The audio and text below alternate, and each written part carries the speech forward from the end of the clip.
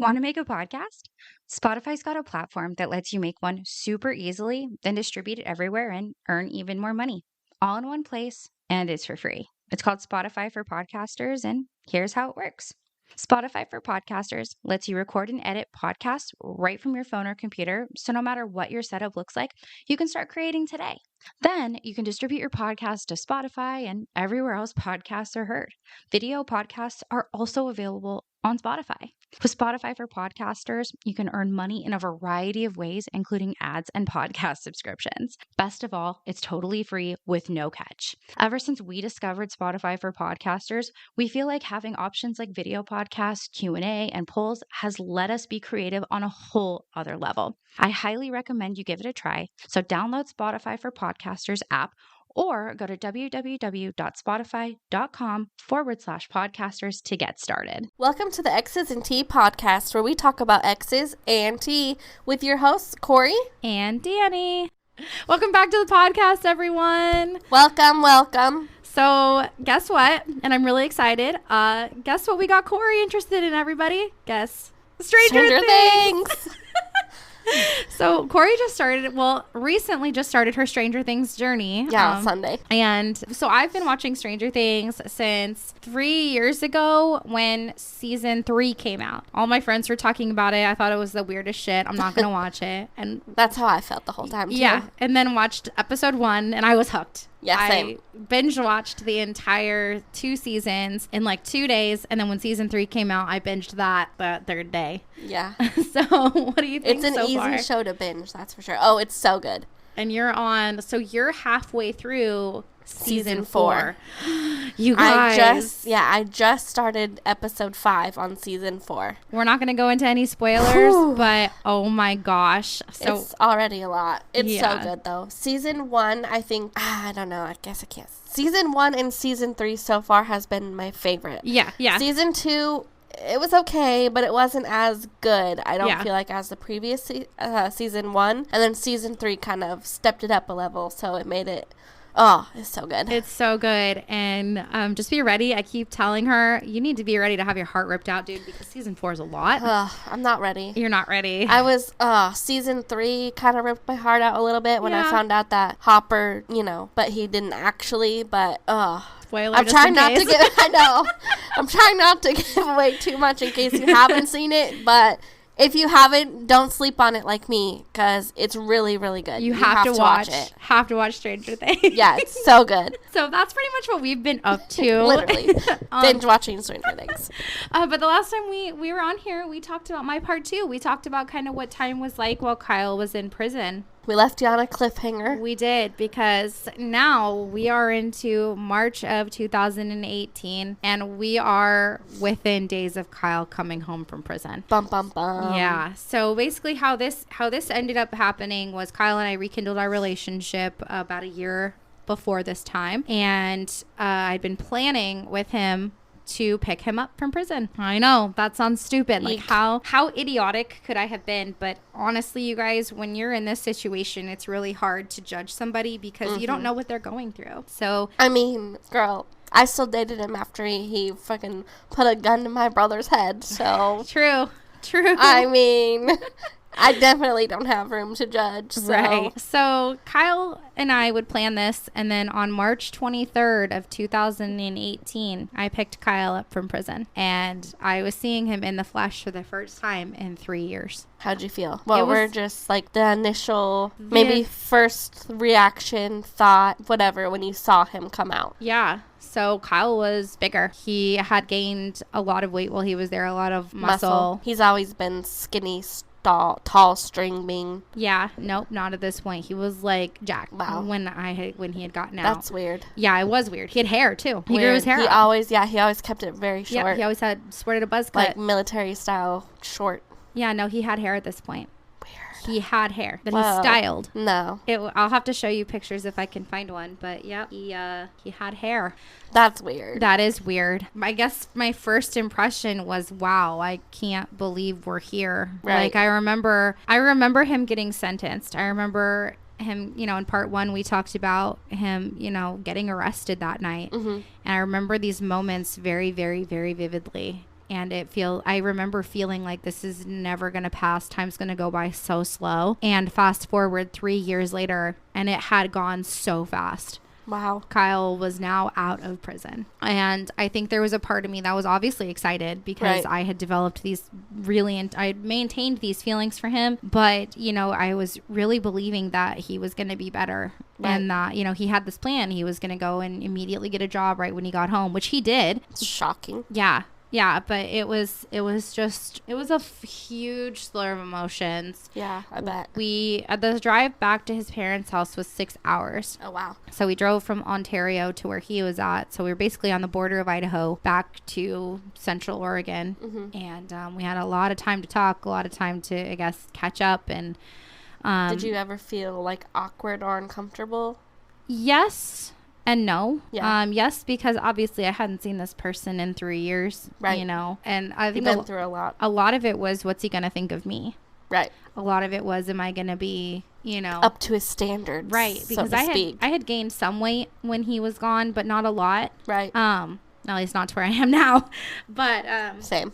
I definitely, I was just scared that he wasn't going to like me. Right. And I think was a fear that I had maintained because I was always afraid that maybe he just used me to get through prison. And trust me, we'll find out later. But that was the biggest thing, was that I wasn't going to be good enough for him anymore. Mm-hmm. So I stayed at his house for 3 days, the day that he got home. And then I stayed an additional 2 nights. I took the time off of work. And my son was there with his parents, Stacy and Frank. I mean, it was a lot. I had actually bought him a guitar that I had as a gift for him because he learned how to play guitar while he was in prison. Right. And so I gave him this guitar. We were there hanging out, and actually literally the next day, he went and applied for the truck stop that his parents worked at. That's like the only really big place to work at in this small ass town that they lived in. Mm-hmm. And he got the job immediately. He would start working in the next few days. Right.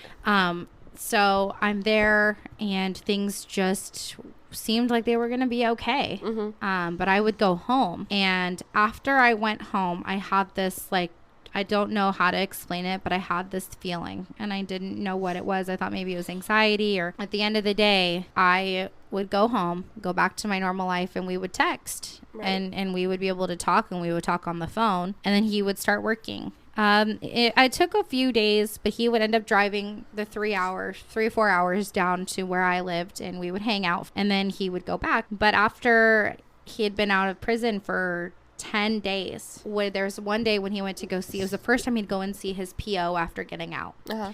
And I didn't hear from him that whole day. The anxiety that I had was through the roof, and I couldn't figure out why.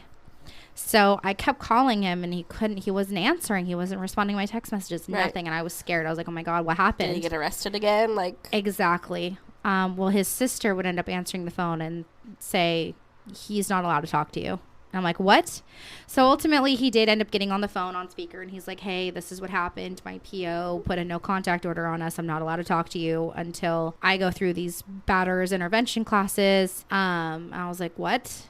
So we stopped talking. Just stopped talking. Right. We planned for this entire year that everything was going to be okay. And then all of a sudden we had to stop talking. Right. Again, he kind of probably felt like he got ripped from you again. Exactly. So the very next day, I'm at work, and I call his PO. He gave me the phone number. Mm-hmm. And I was like, what the hell is going on? What do I have to do? She's like, well, this is very important for his recovery. If you want him to be this person that you want to be with, you guys have to do X, Y, and Z. So X, Y, and Z was, I had to go to these classes that were domestic violence classes in Klamath County. Jeez. So what ended up happening was my job was so understanding that so the classes would begin on May 1st. Mm-hmm. So I had to go 2 weeks without talking to him, and it was a lot. It was very traumatic. Yeah. It was another traumatic thing. Yes. Yep. And so for those 2 weeks, we would try to talk to each other on Pinterest. We would just post shit onto a board that we were sharing. Right. But that was it. So in May 1st, I start working at the job that I had. They had a location down in Klamath Falls, Klamath County, that they were end up closing down. So I was there, and it was within their last few weeks of even being open. Right. So for 6 weeks on Sunday night or on Monday night or something, I would drive because the classes were on Tuesdays. So on Monday night after work, I would pack my son up. We would drive 4 hours and we would stay at Stacy and Frank's house. They would watch my son while I was at work because they worked graveyard shift. Yeah. So they would work, or they'd have the day off. But it worked out to where they were able to watch my son, right. And I went to work, and then I would come home, and then I would go to the domestic violence class after work, and then I would drive back, pick him up, stay one more night, and then we would we would go home after that or something like that. Wow. Yeah, and it was a lot. So where was Kyle when you were staying there? Was he in his trailer? So he worked graveyard. So it worked out perfectly. So he wasn't there. So he worked out perfectly because by the time I would get there at night, he would be working. I would sleep in his bed, and me and my son would both sleep in his bed. And then by the time I left in the morning, is when he would be coming home. I would actually see him. We would make eye contact while he was working at the truck stop because I had to pass it on my way down to my work. Wow. It was, yeah. So wow, that's a lot. Yeah, we would leave notes for each other while I was there, and I would get him a birthday gift and when I was doing this. But I did this for 6 weeks. And this domestic violence class, let me tell you how I seriously wish that this class was framed differently than it was. Right. I was in a group. It was a group course with 6 or 7 other girls, females, right? And I wouldn't find out until halfway through that 3 of them were the abusers in their situation. They put us all together in this class. That's fucked. Yeah. They would treat us as they would say that women don't abuse unless they have been abused themselves, which is outrageous. Bullshit. In my opinion. I think women can be equally as abusive as men. Oh, yeah. And, yeah. Amber Heard. Yeah. Oh, yeah. So basically they called it reactionary abuse, and they would put us all together and treat us as if we're equals, despite the fact that 3 of these women were all in batterers intervention as well.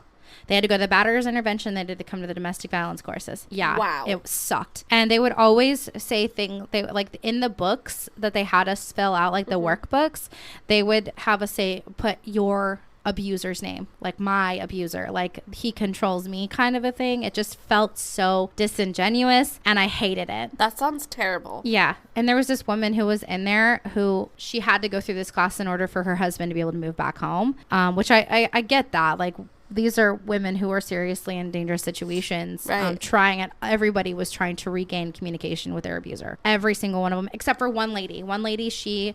I think that was her second time going through the class. Oh, wow. Yeah, just it was free. She could go through it again. Right. Just to, and I think I have more of an appreciation for her now than I did back then. Mm-hmm. But just kind of have that, like, extra support, I guess. Yes. Yeah. So I went through these classes for 6 weeks. I drove after I got off my regular job in the area that I lived in, pick up my son, pack up. The car would already be packed up and we would immediately just drive out there. Wow. I would go sleep there overnight and then go to work at that location, go to this class, and then after the class I would come home, pack up my car, and drive back home. And I wouldn't get home till midnight, and then I'd have to go back to work the next day. Wow. It was so much driving. It was so much money. It was I can imagine. Wear and tear on my vehicle. Yeah. It was just hard. And all this time I'm doing this because I just want to talk to Kyle. I just want to be able to be in this relationship with Kyle. Right. So I finished my classes, and then, time goes by and Kyle and I are still not able to talk. And at this point, I'm not hearing anything from him at all. Not on Pinterest, not anything. Didn't he have classes that he had to do? Mm-hmm. Yeah, batterers intervention. Was he not doing them? He did. Okay. He did. But his classes were longer than mine. Okay. So I was talking to his PO. I'm like, what do I have to do? I finished this class. And she's like, okay, the next step is you guys get phone calls. But we were working up to getting these phone calls. Mm-hmm. And he was going and he was having to take polygraphs to make sure that he wasn't talking to me. Mm-hmm. Well, a month passes. I'm still in this cult, by the way. We mentioned the cult in the last episode. And these people are supposedly my best friends, my mentors, and whatever. And who I thought was my best friend. And I had a meeting with her to go have coffee and kind of discuss where I was at, what they called business-wise or whatever. Uh-huh. And she sits down with me.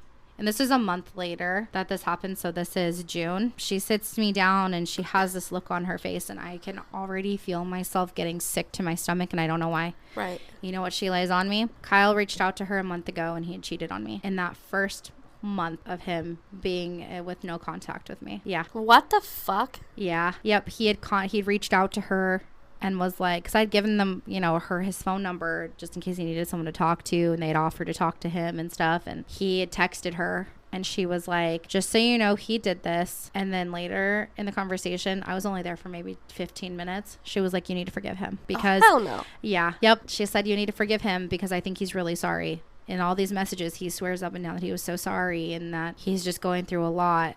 And in this cult, women are very submissive to their husbands, and then women are supposed. Hell no. Yeah, it don't work for me. Oh yeah. That's how they worked, and that's how she was. So that's kind of how things went. I remember getting up from that table so fast, dude. So fucking fast. I called my mom. I said, hey, Mom, I have to do something right now. I'm not going to be home. And I told her it was like a meeting or something that I had to go to. And I wasn't going to be home until really, really late, which is not uncommon. These meetings would happen. They would start at 8 o'clock and they would go until sometimes midnight. And I wouldn't be home till 2 in the morning. And I'd have to go to work the next day. Yeah. They said if you didn't go to these meetings, you weren't dedicated. They really manipulated. I'm telling you, we need a whole episode based on this. God. But that's what happened. And I immediately started driving 3 hours because I knew he was at work. Right. I drove out there and I confronted him at his job at the pumps. And I know that sounds crazy, and it was I would have crazy. done the same goddamn thing. It was crazy, and he wanted me to see him crazy. He wanted me to see him crazy. So there was this girl working he's there. not the crazy one. It's us, remember? Yeah, exactly. Yeah. So there was this girl working there. We'll call her Lynn. And Lynn had heard about me, but not heard good things about me, of course. Mm-hmm. So basically Lynn is working, Kyle's working, and I was like, you need to tell them you have a family emergency and we gotta go talk about this. So he ended up taking his lunch break. Lynn would call his mom. Oh God. Yep. And his mom, it was a graveyard shift. Nobody was answering their phones. Right. They're all sleeping. He's a grown-ass man, dude. Yeah. Let him fucking do what he's gonna do. Okay, so we did end up leaving for his whole lunch break, and we talked, and we agreed that we were just gonna talk under the radar. Yep. So we did. The next day, he called me, and it was within a couple of days that I was just so angry. I chopped off my hair. I had been growing my hair out pretty much the entire time that Kyle was in prison. My hair was really long, about the same length that it was when I had just recently chopped it off before my birthday last year. Yeah, it was really long, and I chopped it off, and I did it because I knew he hated it. Right. He hated it when I'd cut my hair, and so I did, and that made him really upset. And then ultimately he played this whole, I feel so guilty for doing what I did to you. You're making me feel guilty. And he basically threatened to unalive himself. And this was the first time he would threaten to unalive himself. And so I left work in a panic. First time after being out of prison. Yes. Yep. And in true Kyle fashion, just like he'd always been, I drove from work. I told him I had a family emergency. I left, and the whole way there, his parents are yelling at me, telling me it's my fault that he's trying to unalive himself. Don't go up there. Don't go talk to him. Don't talk to him ever again because this is all your fault. So I had gone up there, and I had told him, like, you're going to meet with me. We're going to talk, and we're going to get through this. So I did. We ended up driving down a dirt road and just talking. I got him to calm down, and then he went home. And then I went and drove the 3 hours back home. So we just decided we were going to go camping after this. And at this point, this is June, like middle to late June. We decided to go camping, and we were planning this camping trip. And so I drove back out there, and we went camping for the first time, we ended up going camping several times that summer. I just remember feeling so lost because this is not the person who promised me he would be. Right. And his parents were definitely not protecting me the way that they had promised. Right. They had told me that they would rather him go back to jail than hurt me and my son. They swore up and down when he got out of prison, they would protect me. They were not doing that. So Kyle and I talked again under the radar. He stopped telling his parents that we were talking. I stopped talking to his parents altogether. Wow. And we would meet up. Like, I would go and pick him up at the end of the dirt road where his parents lived. And then we'd go camping for a weekend. And then I would take him back to that same spot, and he would pretty much have all of his camping shit on his back and hike with it back to his house, because I couldn't go near his house. Wow. Yeah. So we went on this 4th of July camping trip, and it was to Eagle Point. Well, I don't know. I forgot what it's called, but it's right outside of Medford. And Eagle Point. Is that what it's called? There is an Eagle Point. Yeah. I just remember it being right outside of Medford, and that's where we went for the 4th of July. Yeah. And on this camping trip, we did 5 waterfalls in like 5 days. I had just ended my job because I was going to start a new one, or I was like, I'd put in my 2 weeks or something, but I had this time off basically to where I could do this. And, we did this, and it was a lot. He actually would end up working during this time, so I would be at our camp spot with my son, and he would go to work because it wasn't too far, and he would drive my car because he didn't have a car at this point. And it was around this time that he started telling me about his work and just casually bringing up his coworkers. And this is around the time when he started talking about this young, I want to say she was 16-year-old who was working at Subway, and how she basically became like a little sister to him. Right. And at this point, I have nothing. Like, I was like, okay, yeah, that's great. Like, I'm really glad that you're, interacting with your coworkers. I worked with like, they were so old to me, but they were all within their 40s and 50s. I was in the lumber industry at the time, so it was not uncommon to work with people who were older. Right. And my little sister friend who was younger than me, so I just took it as, wow, you're getting along with your coworkers. This is awesome. I'm glad it's a healthy work environment. Right. So we did this whole 4th of July trip, and it's just so traumatizing because we went to this waterfall, Toketee Falls, actually. And we hiked down into where the pool was with my child. Oh, wow.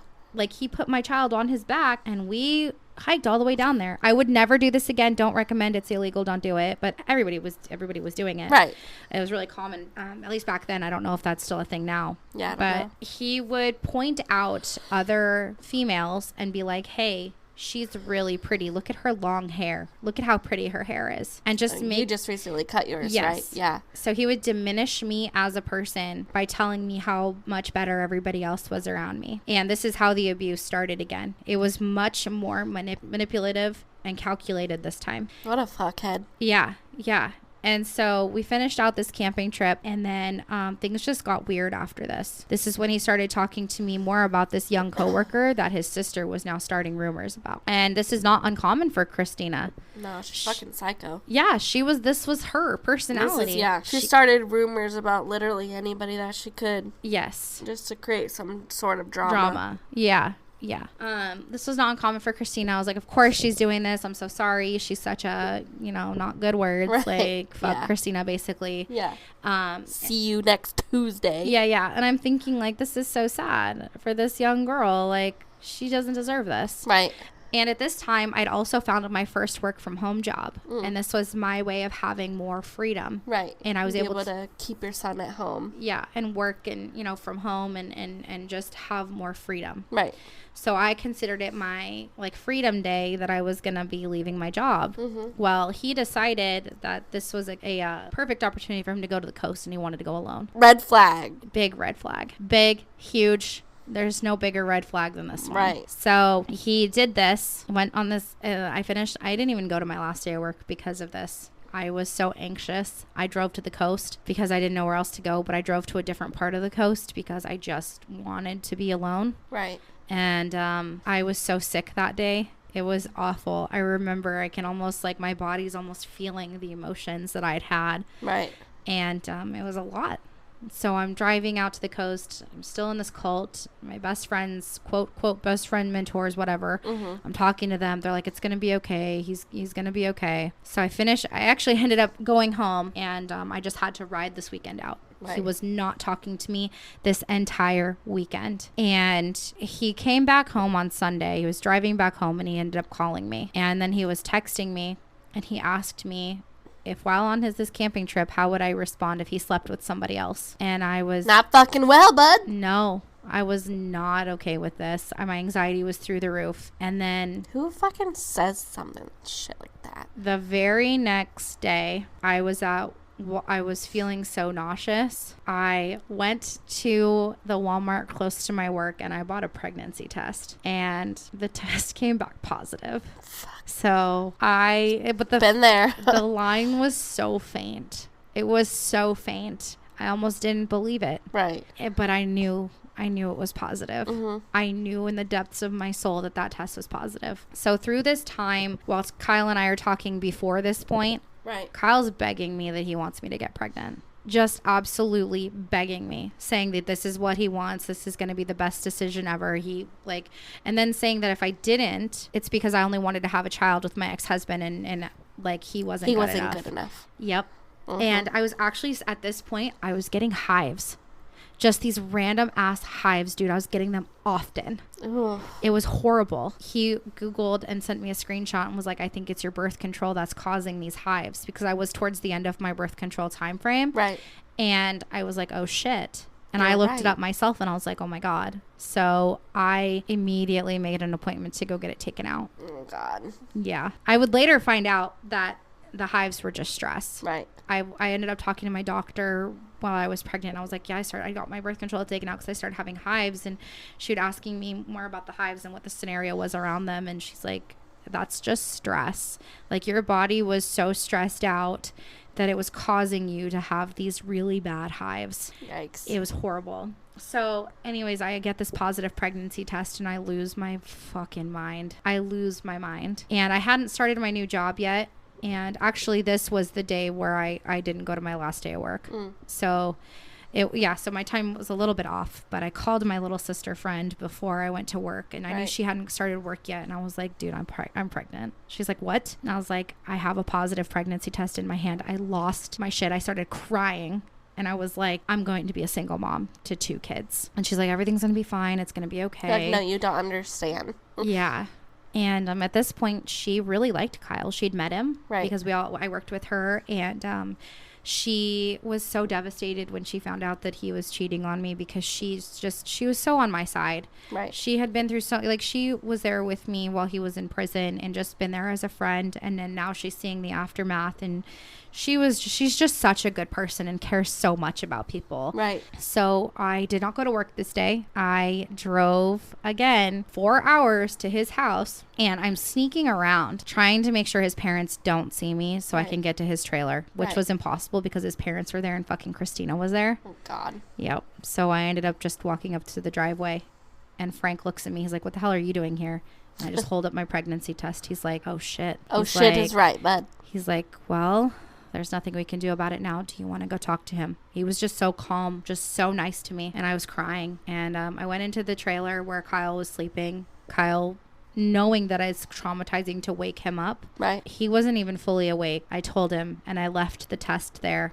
And then he was like, I don't believe you. You can't even see anything on this test. And I, on my way back through, stopped at this little teeny town on the way back through. And I stopped at the urgent care, and they told me I was pregnant after the blood test. So I was pregnant at this point. There's no denying it anymore. I sent him a picture of their conclusion. Right. I was pregnant. And we started talking about it, and he's like, one of the text messages he sent me was that he couldn't run. I was like, what? And he was like, oh, I'm just kidding. I'm so excited that you're pregnant. Like, this is exciting. We've always wanted this. But then it was like, it was so, I don't even know how to describe our conversations at this point, but dude, it's awful.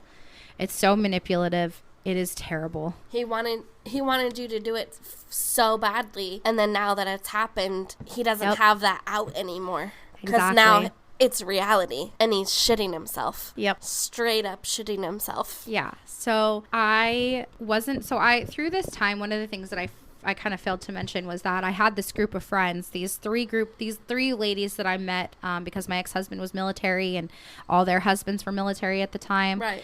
I had they're amazing friends. I'm actually only friends with one of them anymore. Shout out. We love her so much. Shout out, Rachel. She'll be okay if I say that. But she's truly like a huge supporter of me. She's always been one of my best friends. But I was friends with her and these 2 other ladies, and I'm not going to mention their names. But I was actually not friends with them at this point. I had lost them as friends because I was so traumatized that I was just like not a good person. Right. And we had this group chat that I wasn't a part of their new group chat, but I still had this old group chat, and I messaged it, and I was like, you guys, I'm pregnant. And they didn't respond, or somebody said something snarky. I know it wasn't Rachel, but somebody said something snarky. Yeah. And you're like, now's not the fucking time to be snarky. Yeah. And Rachel and I have since talked about this, and she is just truly one of the best people on this planet. Like, I love her so much, but at this point in time, we weren't close anymore. Right. So I had this neighbor who was a missionary, or was a previous missionary, and she was Mormon, and she came over to drop off some watermelon just by chance. Right. And I kind of just broke down to her, and I was like, I'm pregnant and I'm by myself and I don't know what to do. And she sat down with me and she talked to me. No, I hate watermelon. And but I didn't tell her that. I was just so grateful that she was there. That was really what the first few moments were like for me to be pregnant. And then, we're continuing on, and my anxiety, everything with Kyle is just getting worse. Right. I started my new job, which was a very part-time sales job. And I was just a fucking mess, dude. Nobody knew I was pregnant yet. I was very scared to tell anybody, especially my parents. Through this time, I'm like, it's about 2 weeks later that my anxiety is so bad that I'm getting these migraines. I can't eat, and I'm dehydrated, and I'm not able to eat anything. Like, it's awful. So I go to the emergency room, and I had actually gone to the emergency room like 2 days in a row because it was so bad. I could not function. And while I'm in the emergency room the next day, my stomach, something is telling me something's not right. And I don't know what the fuck it is. So I don't know. Something tells me, and I had access to Kyle's email. He had given it to me a long time ago to like do something for him, like a resume or something. Mm-hmm. And something told me to log into his email, and I did. And from your Gmail, you can see somebody's contacts, all of their contacts. Right. If their phone is connected to this Gmail, you can see their contacts, what their contacts are listed as. They're like, you can find out so much shit from somebody's Gmail account. I hate that. What is the first thing I see? So before I say this, I just want to let you guys know that we have permission to say this person's name, but her name is Kendra. And I see Kendra with a heart, or my Kendra with a heart, listed on his phone contact list. Kendra was at this time the 16 just turned 17-year-old girl who he had been working with and telling me about. And I lost my ever-loving mind. In fact, my phone died while I was there, and the hospital let me use their phone, or I didn't have service in the room. Right. And I called Stacy, and I was like, what the fuck is going on? And she let me talk to Kyle, and she's like, just come out here and let's talk about it. So I drove out there the very next day, and I'm like, what the fuck, dude? She's 17. She's a child. What are you doing? Like, what is going on? And he's like, oh, it's a joke. It's a joke. It's a joke. And there's rumors going around this small ass town that they are more than just friends. Yeah. Yikes. Yep. And so I'm there through this weekend, and this is during the summertime. I'm pregnant. And I actually grabbed his phone and tried calling her. He grabbed it from me. He threw my phone out the window, and I went out to make the call, or to make a call again, because I grabbed his phone, and he pushed me to the ground onto my stomach. I'm pregnant at this time. Oh he knows I'm pregnant. Right. He knows. And we were on our way for him to go talk to his PO, because who still didn't know that we were talking. She didn't know, let alone me being pregnant. Right. So in this same morning, the abuse really got worse because I was so nauseous and I needed to eat something, and he had only made himself food, and he made pizza rolls. And I don't even like pizza rolls, but I just needed something in my stomach. And so I mean, we were together, and it would never been a problem before. So I took a couple for myself, and he threw the whole plate at me and was like, fucking take them then. And it was at that point that I knew that this was just going to keep getting worse. Right. And I had everything from the year before had come fluttering right back to me, or when we were together before. You started to realize that he's not going to change. Nope, he's not who he says he is, or was, or ever will be, for that matter. Exactly. So we go and we talk to his PO, and I'm there. And then just the abuse while I'm there is so bad. I can't even begin to describe or explain just how bad it is. So through this time, we actually had the Deschutes County Fair coming up. And he threatened me and was like, you're going to take me, and I'm going to go hang out with Kendra and her friend. Her friend was 16 years old. So I just did as he said because I was scared. And at this time, how old was he at this point? He was 25. He was a 25-year-old felon who had been out of prison for 3 months. No business hanging out with 16 and 17-year-olds. No, absolutely fucking not. So I called his mom, and I was like, look, your son just threatened me, said if I don't take him, he's going to hurt me. So I took him, and you need to do something about this because this is not acceptable. She's 17 years old. Right. Stacy, of course, did nothing. So of course. She never does. Nope. She just watches. Yep. So I drove home after this, and at home I logged back into his email, and I got even more there. I found a picture of him and Kendra at the coast, which was the day that, remember when I said that he went to the coast the day that I was supposed to have my last day of work? Right. Yep. He had gone to the coast with her and her 16-year-old friend. Wow. I found pictures of her and him together. I had found a picture of their initials that he carved into a large log. And I was just like, what the actual fuck? Right. So I actually also commandeered his Instagram at this point. Not by any means proud of this, but I logged in his Instagram and I had seen their messages back and forth. Just a few, not too many. He was very good about deleting everything, but they were flirting in these messages. Yikes. And this is when everything went so far downhill so fucking fast. Because I lost my shit. I knew in this moment he is sleeping with a 17-year-old. Right. But I couldn't prove it other than these pictures. Right. So I saved all the pictures on my phone. And eventually he would call me and be like, you need to give me you need to let me get back on my Instagram. And you need to stop and stay off of it. So he eventually changed the password to that and his Gmail account. But I still had all this really damning evidence, at least what I felt was damning evidence. Right. Did you take screenshots of like the messages that were on there? I think I did. Yeah. I think I did. Mm-hmm. It's been so many years. I think I still have some of them saved. I would never post them, of course, but right. I still have them. I actually saved everything from this point because I just knew I needed this evidence against him. Right. So we continued this half-assed relationship because I'm pregnant. He came and we found out the gender of our baby, and he was furious because our baby was going to be a boy. Just so angry. Wow. So angry. And at this point, he's going like days at a time where he's blocking me. He really wanted He really wanted a girl. He really wanted a girl when I was pregnant too. It's sick now why we know he wanted that, but yeah. It was very hard. Yeah. And I'm so glad we had boys. Oh yeah, me too. So thankful, because I feel like he would have tried to be around a lot harder. Yeah. Absolutely. So through this time, he's blocking me for days at a time. I don't even know why at this point, but he's blocking me. We're not talking. And then he'll talk to me every so often, and he would come down and visit me. And actually, fun story. This one's funny. He drove down to visit me after saying he didn't want to.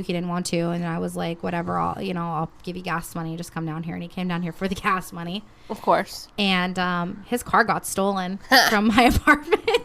He had just bought this brand new car. Good. And actually, he got a dog, too. So we talked a little bit before. He had a dog named Chevy that I would then get after we split. His parents gave Chevy to me, and unfortunately, because of my mom, I had to give him back. And not too long later, actually on the day that I first saw Eric Church concert for the first time, Chevy was killed that morning because of his mother's negligence. Right. So R.I.P. Chevy. But he got this dog from Kendra. And I was like, what the fuck, dude? Stop talking to her. Right. Like, he swore up and down that he was going to stop talking to her.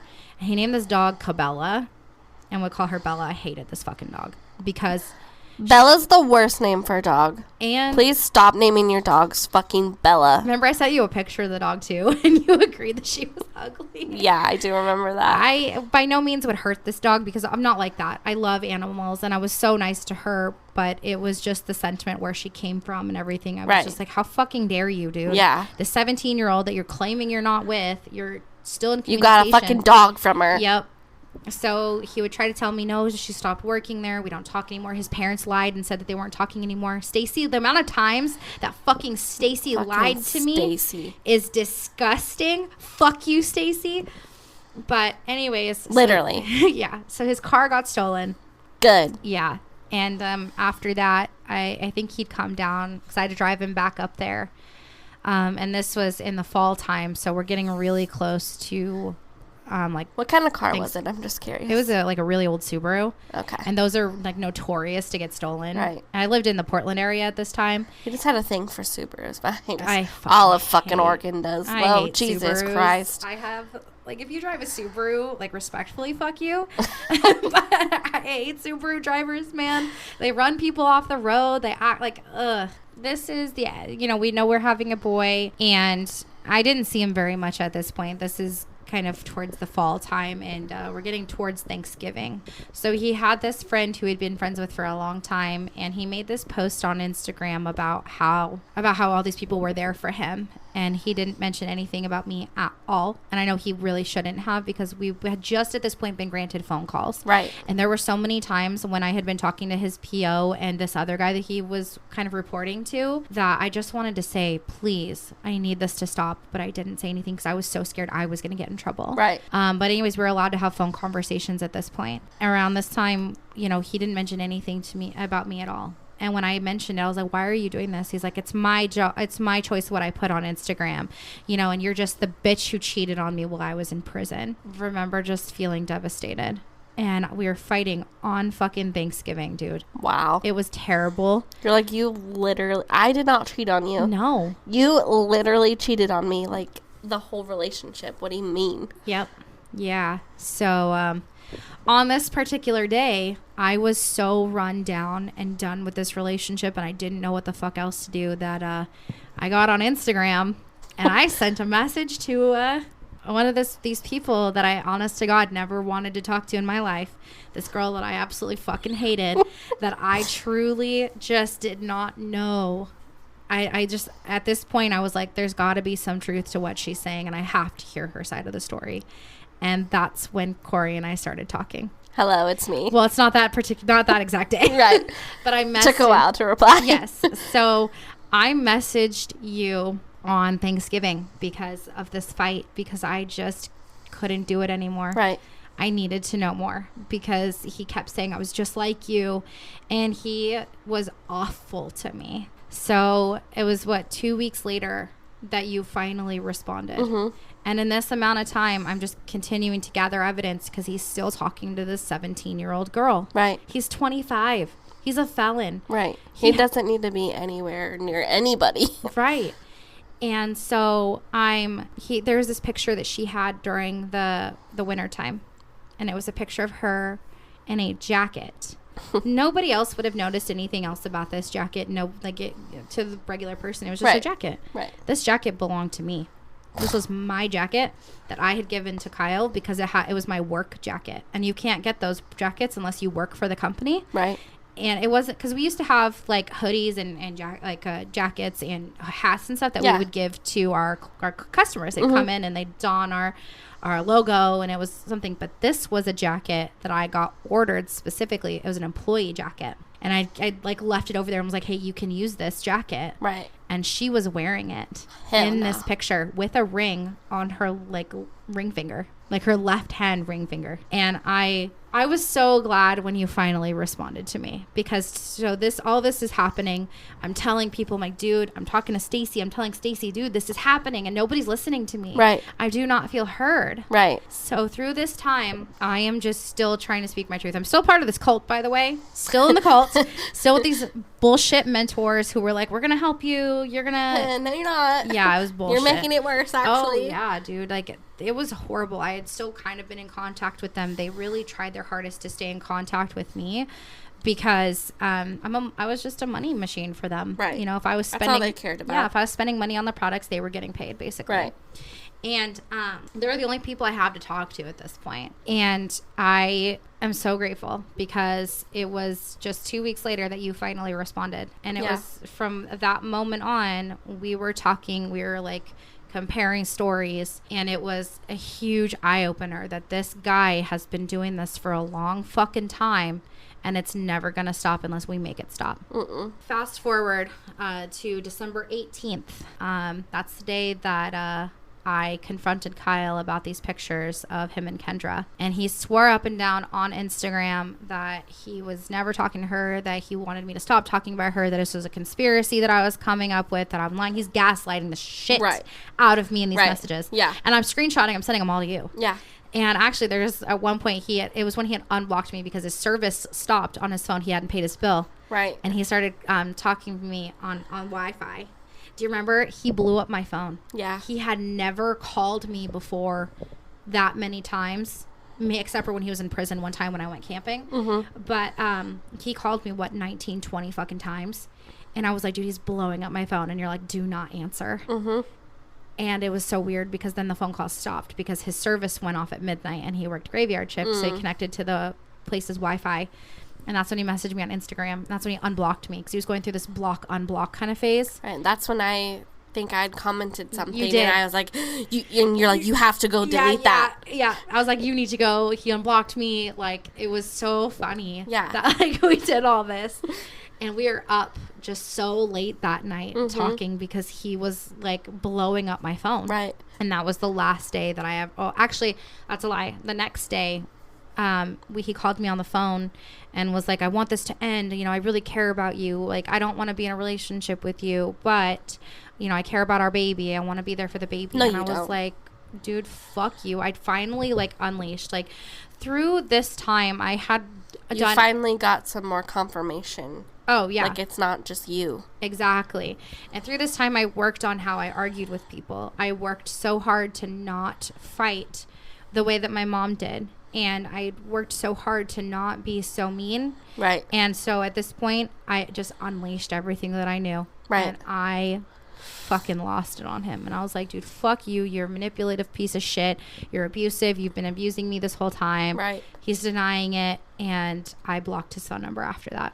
And that was the last time I ever talked to Kyle. Was on December 18th of 2018. Your Independence Day. That was my Independence Day. I remember you sent me you sent me a screenshot of the song Independence Day by Martina McBride because I had my freedom after that. I was done with him. I didn't need anything else. I remember for a long time after that, it was always, we just referred to it as you were free. Yeah, for a long time it was I was free. That's what it was. Yeah. So it was a freeing moment, but that it doesn't go without trauma. Right. Because I knew that this young girl was still being abused by him, and I didn't stop. I finally went to therapy. I had reported to my therapist that I knew that this was going on, and he sat with me, and we called I think Child Protective Services because she was a minor. Right. And I talked to somebody over there and made a report. I reported it 2 different times in therapy, and nothing happened. Nothing was happening. No one was listening to me. I was free from Kyle, but he was still doing this. Right. So I would continue on my pregnancy by myself. My pregnancy was very, it was smooth, but obviously the first portion of it was very traumatic. And on March 20th of 2019, my baby boy was born. And the first song I played him that day in the hospital after he was born was Sinners Like Me by Eric Church. So my son, his middle name, I'm not going to say his first name, but his middle name was supposed to be after Kyle. Just like you had changed the name. I had kept the first name because that was what I had come up with, but I changed his middle name and he's named after Eric Church. And that will always... What was it supposed to be? It was supposed to be Kyle's middle name. Oh, yeah, okay. So was my son's. Yeah. So, gross. Yep. And he did not get Kyle's last name. He got my last name, my maiden last name. Right. And it was just a wonderful moment. Which is your dad's last name, right? Yeah, it's my dad's last name. And I remember when I had gone back to the OB and Kyle was no longer going with me, and I told her the truth, and she's like, something seemed really off with that guy, and I'm really glad that he's gone for your sake and the baby's sake. And she was so supportive. This woman, I just cannot, like, she was amazing. She was always on my side, and she made sure at the hospital that they put, this guy is not allowed here. Yeah. And anybody with that same last name, not allowed to call, not allowed anything. Right. And so I had my baby safely. I had a C-section, actually, and he didn't want to come out. I was not even in labor when they had finally scheduled the C-section for me. Yeah. He was like, nah, I'm good, Mom. Yeah, no, he was good staying in there. So he ended up, he was born, and I so regret this, but my old roommate, who was just honestly such an amazing person and really stood by me through this. It was incredible. She is just an amazing person. She was there with me, but unfortunately, my dumbass let the girl from the cult be in there while he was born, and I will always regret that to this day because I should have been my roommate. After maybe 3 months after my son was born, I stopped hearing from them. I cut ties with the cult, basically. Right. And they were always like, well, even if you quit this, we won't quit you. We'll always be friends. I never heard from them again. Good riddance. Yeah, good fucking riddance to these people. You were better off. Way better off. Yeah. So my son he was doing really well. My dad was there for me. My dad came to visit me the day he was born, and then my dad picked me up from the hospital. My dad is, my dad's my hero. Through this whole journey that I've had with Kyle, I have gotten so close to my dad. Like, me and my dad are so tight. Like, he's the only person who really understands how my mom is. And, I just... what you've been through with her. Yeah. And so we're really trying to make up for lost times that we didn't have through so many years because of my toxic mom. Right. And my dad has really been there for me and my kids through this whole time. So it was just crazy. So I'm going through this time, and I still needed to be heard about Kyle because he's still abusing this girl. I kept very close tabs. There were things that they would put on their Instagram profile, biographies, that led me to know that they were still together. Right. Like, they were not trying to hide it. And yeah, he wasn't trying to hide it. Yeah, they were being stupid. He was being stupid. She was just being, in my opinion, a 17-year-old who just wanted to brag about her happy relationship. Right. So, she's not the felon. No, he is. So he was just so stupid. I'm driving back. I had this friend that I made through this time that I went and visited up in Seattle, and I was on my way back, and something came to me, dude. I don't know what the hell it was, but I have a faith walk. Nobody else has to feel this way, but I'm telling you, it's God and my guardian angel. Someone's speaking to me that's putting something on my heart that says, you got to do this. Kind of like the night when I was in the hospital. And I just thought Instagram was his life. Instagram was something that he took so much pride. So I created an Instagram page with his mugshot, and I posted everything that's already public information. Right. I didn't post anything that was not public. It wasn't slanderous at all. Nope. It was all just pure facts. And you can Google his name and it's all there. Oh, yeah. And I followed Kendra on this Instagram. She blocked it, of course. Right. But I just wanted her to see it. Right. And I followed anybody that she knew, anybody that was on Kyle's friends list. I followed everybody. And within a few hours, I got a hit on this Instagram page. Somebody messaged Within a few hours. I just need to make that very clear. Within a few hours, I get a message from a girl we'll call Lulu. Lulu was 17 years old at this time. I did not know who Lulu was. She was like, hey, we met on the day that Kyle applied here. You said hi to me. And I'm going back in my brain. I was like, oh my God, I remember saying hi. I say hi to everybody. Right. I remember. She does. Yep. Literally. I remember saying hi to this girl. And she reminded me who she was. I was like, oh my God, I remember you very, very vaguely, but I remember saying hi to you. Yeah. She goes in. You want to know what she tells me? She was with Kyle. Yep. Kyle was sleeping with her too. And wow. Yep. And she knew Kendra. They knew each other. Right. And so Lulu goes in and God, that's crazy. Yeah. And Lulu tells me her entire story. This came out of left fucking field, you guys. Right. I knew about Kendra. I had no idea. You were focused on Kendra and bringing that down. But then you were blindsided and fucking hit with a Mack truck coming from Lulu. So Lulu had told me on Instagram her entire story, right? About how her relationship with Kyle had started, how he had forced himself upon her despite the fact that she didn't want to. He was very abusive to her. And one thing that was very unsettling that I'll never forget, and I showed you recently, it's this video that she sent me. It's disgusting. It makes me want to vomit. So he worked with her mom at this time, and he had made this joke that he recorded because he apparently thought it was so funny. He recorded himself saying that he wanted to sleep with her, at that point, 16-year-old daughter. And he sent it to Lulu. So it's this joke about Lulu to Lulu's mom. A very inappropriate joke, I will add. It was, I want to sleep with your daughter. And I'm not going to say the way that he put it. Right. Because it was so repulsive to me that I don't want to repeat it. But it was around those lines. But definitely, that's not the words he chose to use. Yeah, but it was definitely, I want to sleep with your daughter kind of a thing.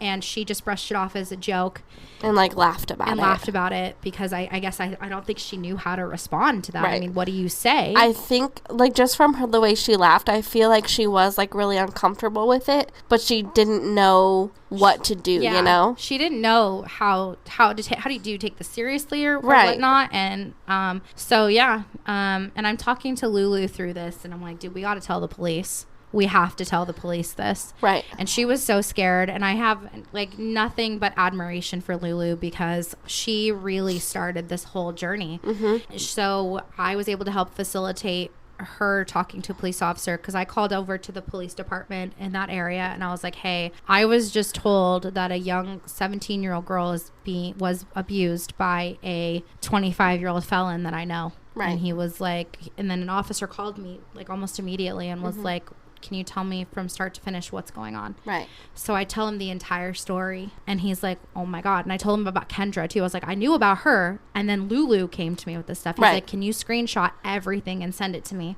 You're like, already done. And I took screenshots of it and I told Lulu, I was like, hey, he's asking me for screenshots. I just wanted to let you know I'm sending him everything. Right. She's like, okay. She was so brave through this, dude. She ended up, the police had to go talk to her. Right. And they did. They talked to her. And they started an investigation. And not too long after that, I believe Kyle was arrested. Thank God.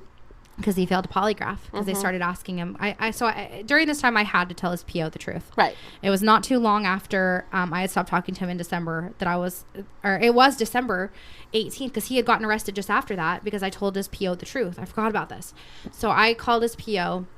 And I said, I need to tell you. I'm so scared to tell you this, but I have to. And she's like, you're not going to get in any trouble. Please just tell me the truth. Right. And I told her everything. I was like, I'm pregnant. We had been hanging out. He was very physically abusive to me. And she's like, okay. So she called him in for an emergency, meeting, which she can do. POs can do that. And he went in and failed his polygraph and he got arrested. So they started polygraphing him more frequently. Mm-hmm. And so after this happened with Lulu, they started polygraphing him more and he started getting arrested more. Because he was failing these polygraphs, right? Exactly. So this is going on. This investigation's going on. And like 2 months later, I finally feel like we're getting some justice. And I get another message from my personal Instagram. Mm-hmm. It's from Kendra. Do you remember when I told you this? Because we were talking at this point. I feel like I do, yeah. I was like, what the actual fuck? I was so scared. I was nervous. I was like, holy shit. And she was like, hey, do you have time to talk to me on the phone? I'd really like to talk to you. I was like, okay, I'd be more than happy to talk to you. And we talked on the phone for probably about an hour. And she had confirmed every single suspicion that I had ever had. And she's like, you knew. I was like, I did know. Right. And she had already actually talked to the police at this point. Before she had talked to me, she'd already told me, she was like, hey, I already talked to them. Just wanted to let you know. And yeah. So this was maybe August or September of 2019. And so he'd been arrested. Mm-hmm. And he was not out yet. He wasn't let out. He was arrested one time. And then, you know what? Before he was arrested, and before Lulu had talked to me, I totally forgot about this. I get a phone call at 11 o'clock at night. Oh, yeah. Dude. I was just thinking about that, but yes. I couldn't remember when it happened. So I was wondering if you were getting to it or if it was just, it was after Lulu started talking to me, and it was before I had heard from Kendra. Right. I got a phone call at 11 o'clock at night. I was just ready to go to bed. I was like, it was a police officer, and he's like, hey, I don't want to alarm you. I just want to let you know, Kyle took off his ankle monitor. Because as soon as he failed his polygraph when he was talking to me, they put a ankle monitor on him to make sure he was not going to come down here. Because I expressed how scared I was of him. Right. And how I was pregnant. And they wanted to make sure he would not come down there to talk to me. He took it off. He went missing for a week, you guys. A whole entire week I was not sleeping. I was barely eating. I was scared. I didn't leave my house. Right. I was terrified. My friends would come over and take me to the grocery store because I was not leaving my fucking house. Right. At this point I had moved, so not Kyle didn't know where my new place was. Ugh. And he didn't know where my house was. Thank God, at least. Yeah, but I was still scared. Right. Because you just don't know. Yeah, same. I know. I moved the whole fucking state and I'm still scared sometimes. Yeah. So that had happened. But after I talked to Kendra, Kyle was then arrested and he was not let out again. And So he fast forward to, I want to say June of 2020, he was scheduled for a trial, and Kendra, Lulu, and I were going to testify against him at this trial. Mm-hmm. And I remember the DA calling me and talking about trial readiness and asking me questions and saying what I can and cannot say because the jury is not allowed to know certain information. Oh, right. So I was nervous. And then the next day, I remember, I get a call from the advocate who was working with Lulu, Kendra, and I. And she was like, I just wanted to let you know that they're offering him a plea deal. I will let you know if he takes it. I was like, oh, my God. Okay. So I get a call at the very end of my work day, and she's like, he took the plea deal. Of course he did. It saved Kendra, Lulu, and I. I was going to have to drive 3 hours the next day to go be there for a trial. Mm-hmm. And it saved me the time, but I was very upset. I was happy because he was getting put away. I was upset that he didn't get more time. Right. Because in my opinion, he deserved a hell of a lot more time than what he got. I agree. He is in there longer than he was for the last stint. But not enough. Not nearly enough, in my opinion. So he took the plea deal. He was given, I think 5 years prison time. And he has to register as an SO for like his entire life. We can also post a list of all of the charges that he on was our Instagram. Yeah, we'll post a picture of the charges that he had originally saw and then what he pled guilty to. Mm-hmm. But at this point, everybody's I guess a little bit happy because he's gone, and this is when happy that he was arrested. But also, I know that even Kendra has mentioned it. She was kind of bummed at the same time because she didn't get to tell her truth. Yeah. She didn't get to tell her story. Yeah, and she wanted to be heard. Yeah. So that's kind of where everything ends. That's kind of where we're at now, I guess. Yeah. So it's been 2 years since Kyle was locked up for good.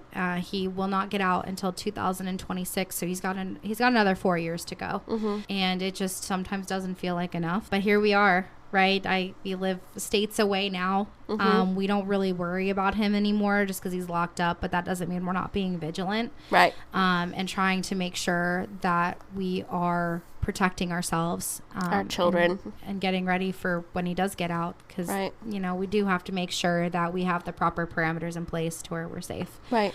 But this whole journey has been a lot, and telling the story is really healing because I kept a lot of this to myself, and so has Corey, for so many years, that it just feels right to talk about it. Right. And our biggest goal is to hope that anybody who has gone through something like this, that you feel heard. Mm-hmm. Because or is currently going through something like this. You're not alone. No, you're not. And I know so many times I felt like I was alone, and Corey has expressed the same thing, that we don't want anybody to feel alone.